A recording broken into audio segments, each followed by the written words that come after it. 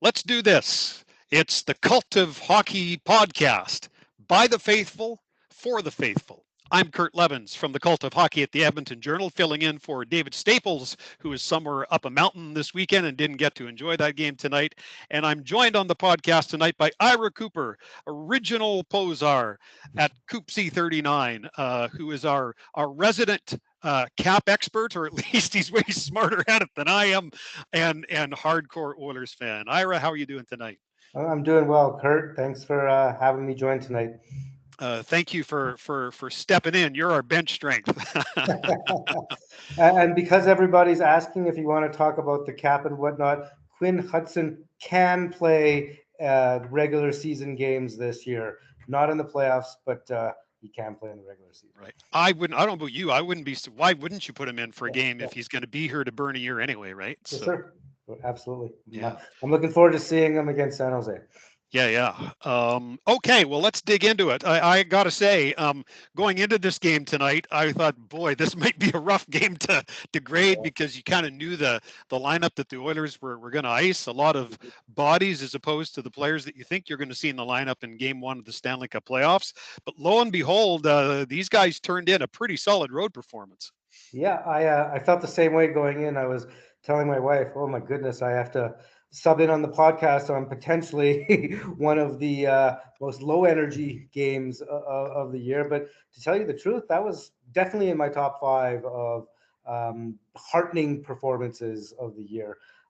With everybody, obviously the Jets were missing a few players and Pioch and Ehlers, but not quite what the Oilers were. I don't know if the Jets were giving it their all, but that was a fairly dominating performance, especially in the last two periods. So. Yeah, you know what? I thought the Jets for the first 5-6 minutes were maybe the better team, but it was all Edmonton after that. I think a lot of people probably thought the Oilers maybe just didn't want to get hurt in this game, but it really looked like they wanted to accomplish something out there tonight, and not just the guys who were like the Derek Ryans and the Cam Dineen's of the world who are there to make sure they can, ice a full lineup with all due respect to those guys. But the big guys came to play as well. Nurse was good. McDavid was excellent. It really looked like they'd still like to finish first, not first, but ahead of LA if they can. Yeah, they have a puncher's chance at it. See what happens in the LA game tomorrow. No, wait, it's the Oilers LA tomorrow. So yeah. Yeah. Good. That could have been my bad thing. I'm going to mention it now because it's not my bad thing. Is the schedule at this point where they have to go to Winnipeg for one game and then come right back to Edmonton to play the next night. That's not a great scheduling trick. Yeah, no, for sure. So let's start to dig into our good things. And since you're the guest tonight, point number one goes to you and your good thing of the night. Yeah, well, you somewhat already introduced it, and I'm going to go with what I will call the new five-man unit. In over the last number of years, obviously we've seen when they load up McDavid and Draisaitl, usually with Hyman, and then with Ekholm and Bouchard, that five-man unit can be absolutely dominant at times. But there aren't many games that I've seen in a long, long time where a five-man unit was as dominant as what we saw tonight, which was the Nurse Bouchard pairing together with what might be is trending towards potentially being the first line in the playoffs with McDavid between Skinner and Connor Brown. Not everybody loves the analytics, but they were about 90% across the board, 90% in the Corsi, 90% in the actual shots, 90% in the expected goals. And they did that playing most of the time against the Scheifele line. For example, Evan Bouchard I think it was 14-1 Corsi against Scheifele and 10-0 shots. Yeah, that's what it was. And that was just, an indication or an example of how the five-man unit played themselves. Connor Brown is part of that five-man unit. He is literally being Zach Hyman light. Like Connor Brown's a good player and he could fill in here and there. But the last game, and in particular tonight, he's carrying the puck through the neutral zone. He's forechecking and causing chaos on the forecheck. He's holding on to the puck and making plays. I haven't seen him play this well in an Oilers jersey.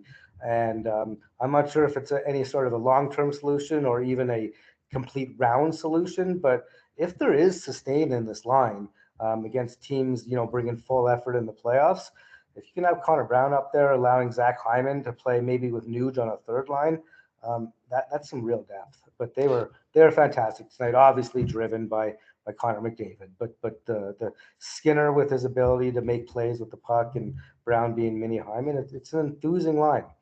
It's funny, when they first brought in Connor Brown, I think what I wrote at the time was, he's Zach Hyman light, which is what you just said. He's a comparable player in many ways. The one way in which he's different than Hyman is he's a fair bit faster, quicker. And I think that quickness on that unit is a real strong addition.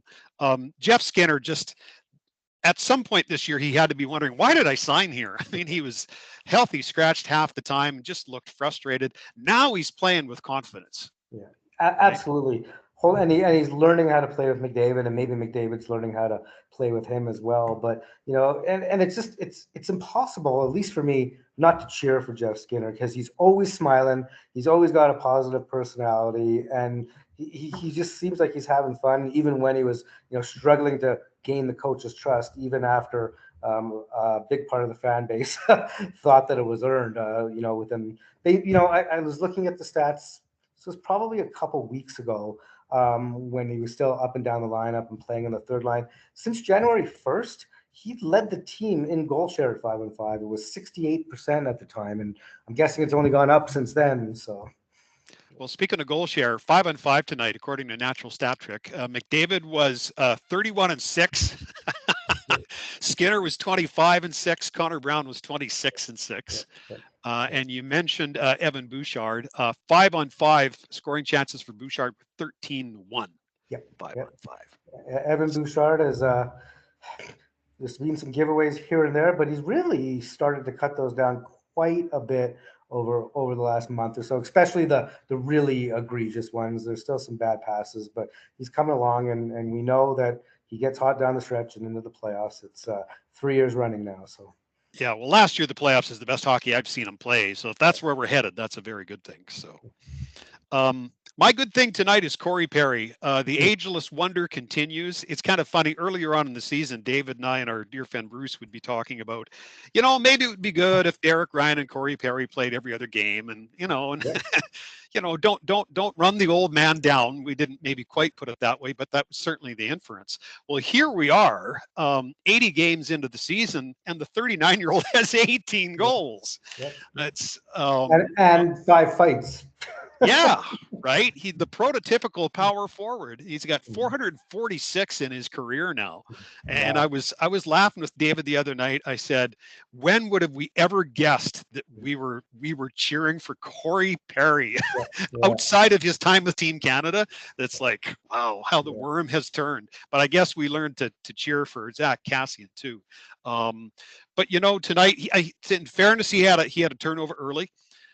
Which you pointed out. But after that, it was arrows up the rest of the way.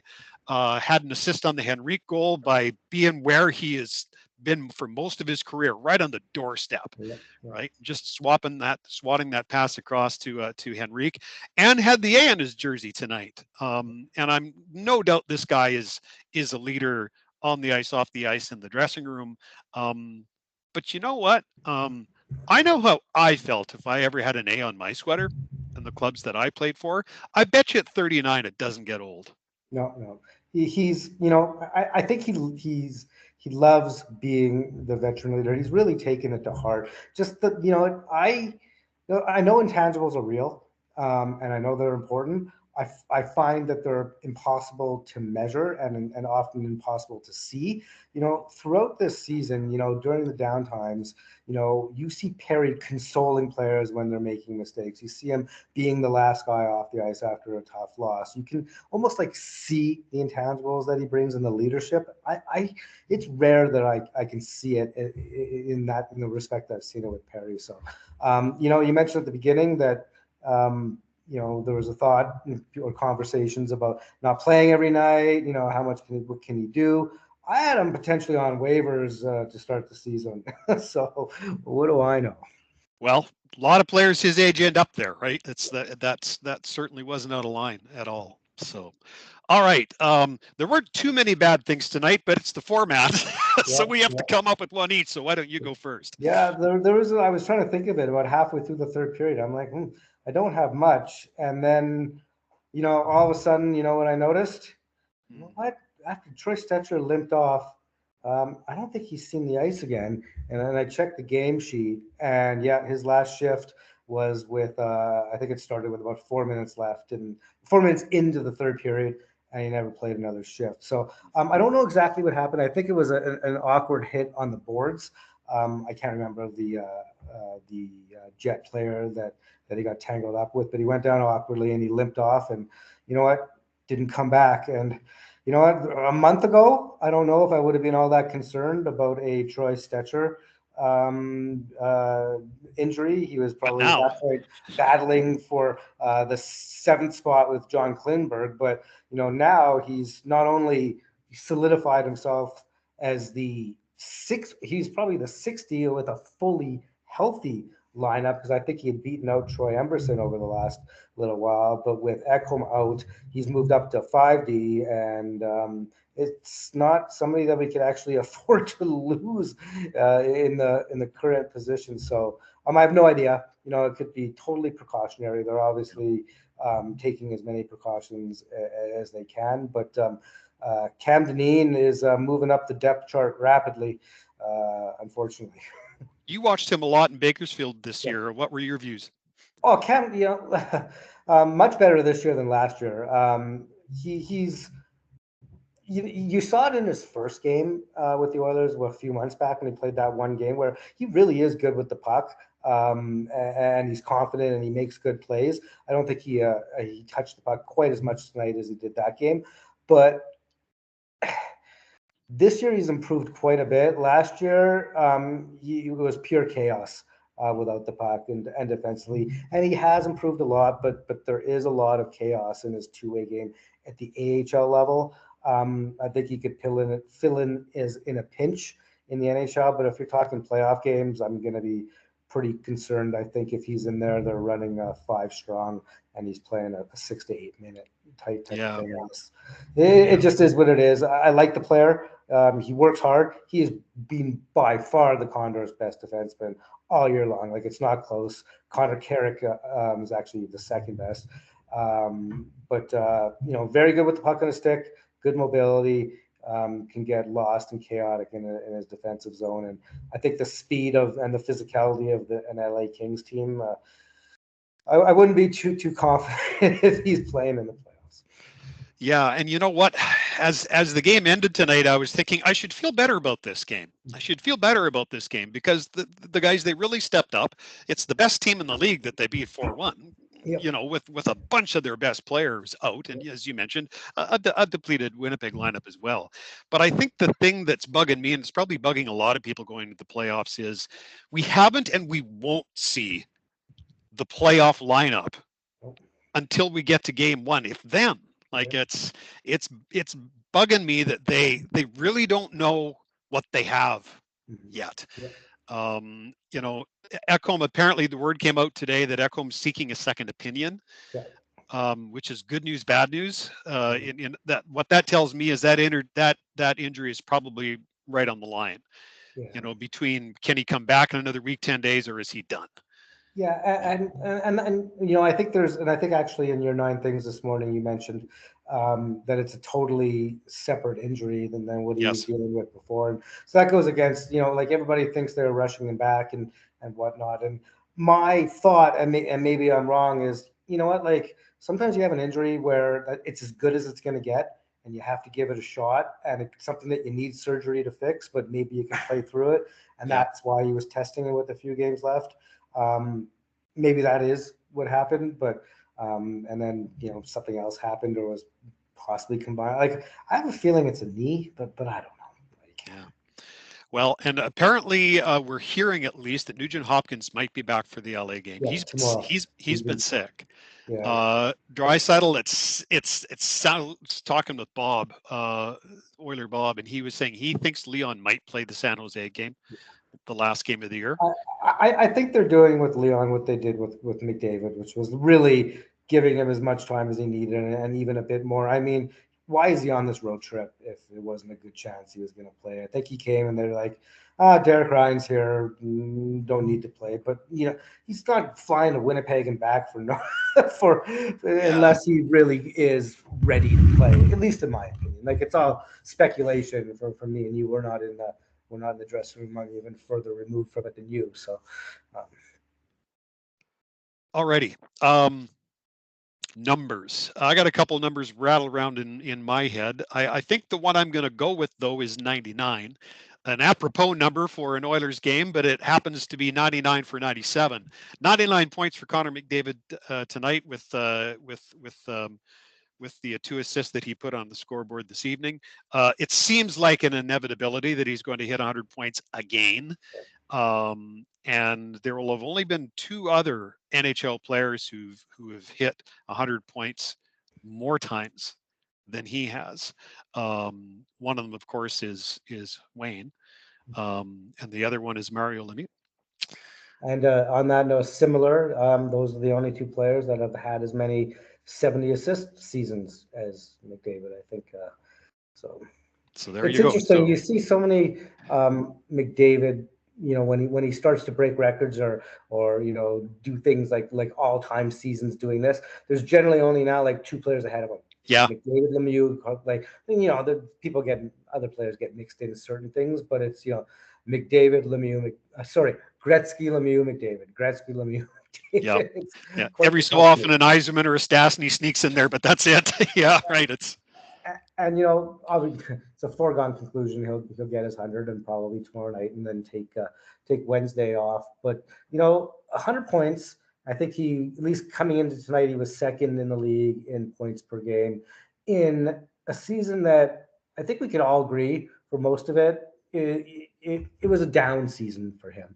He wasn't, whether he was, he was definitely saving some physicality because he wasn't nearly as physical as he is in puck battles. But, things, it was an uneven season. It was up and down. Things weren't working for him. He was suspended. He was hurt twice, et cetera, et cetera. And he's still going to get 100 points. I'm not sure how many games he's played. What has he missed? 12 or so through the season, and still going to get 100 points. It's just magnificent. And these 3 games have been so enthusing because, as you said, as banged up as this team is, if McDavid and Draisaitl are 100% healthy and fresh, like McDavid doesn't just look 100% healthy all of a sudden. He looks as fresh as he has in 2 years. Like, agreed. He's doing that thing where he just creates offense shift after shift after shift. And he's doing it with, no offense to Connor Brown, but he's doing it with Connor Brown and Jeff Skinner. And he's at that point where he goes supernova, where he just can create offense with anybody, which allows them to move somebody potentially like Hyman down the lineup. I wouldn't be surprised if Hyman goes right back to McDavid's wing, because I think that's something that Knoblauch would do. But there's options now, and he's just you forget how amazing he is when you don't see him for a couple of weeks, and then he comes back. He's like, oh. He just makes it more fun to watch. Well, that 2-1 power play goal, all that shift was missing was the Harlem Globetrotters team. Yeah. He just took over, man. Mm-hmm. Yeah. What is your number? No, there's a lot of numbers I could go with, but I'm going to go with 10. And what 10 represents is before the Corey Perry goal, which broke the streak, it was the number of goals the Oilers had scored since McDavid was back, with McDavid being not only just on the ice, but impactful in all 10 of them. He had 8 assists, so obviously contributed to those 8 goals. And then prior to tonight, there was 1 goal. It was that Arvidsson 6-on-5 goal that McDavid didn't get an assist, but he drew the penalty that led to the 6-on-5. And then there was the goal you just mentioned, that power play goal, where not only was McDavid didn't get an assist, but he was all over that power play. And I think, him basically killing Dylan Samberg so that he turned it into a 2.5, a 5 on 2.5, contributed to the goal as well. So Corey Perry broke it. A great play by Derek Ryan in the neutral zone, Mhm. and then a nice pass over to Perry, who apparently can still snipe from distance at 39 years old. But prior to that, McDavid had been on the ice and involved in all 10 Oilers goals since he came back. All right. Any closing thoughts before we wrap it up? Any big thoughts of stuff that we haven't already discussed yet? Well, it's all about injuries. It's all about getting healthy. But you know what? In the moment, that's a big game tomorrow night. Mm-hmm. LA Kings, again, in LA, where I'm not sure if it's 5 or 6 that they've lost all year long. But if the Oilers win that game, would they be tied? But the Kings have a game in hand. So, And the Kings have the tiebreaker. Yeah. yeah, but it makes it interesting. Does. I just want to know if I'm flying to LA for the first game on Sunday or if I'm flying to LA for it on Thursday. Nice But problem to anyways, have. I just wanted to, final thoughts is, first of all, Kurt, great to talk to you. Yeah. I think this is the first post-game podcast I filled in and done with you. I've done many with David and Bruce over the years. We've spoken on podcasts, but not a post-game. Mm-hmm. And I wanted to just also give my condolences to Kevin McCurdy and his mom, and just the whole McCurdy family and the whole Oilers world. I haven't had a chance to speak about it. It's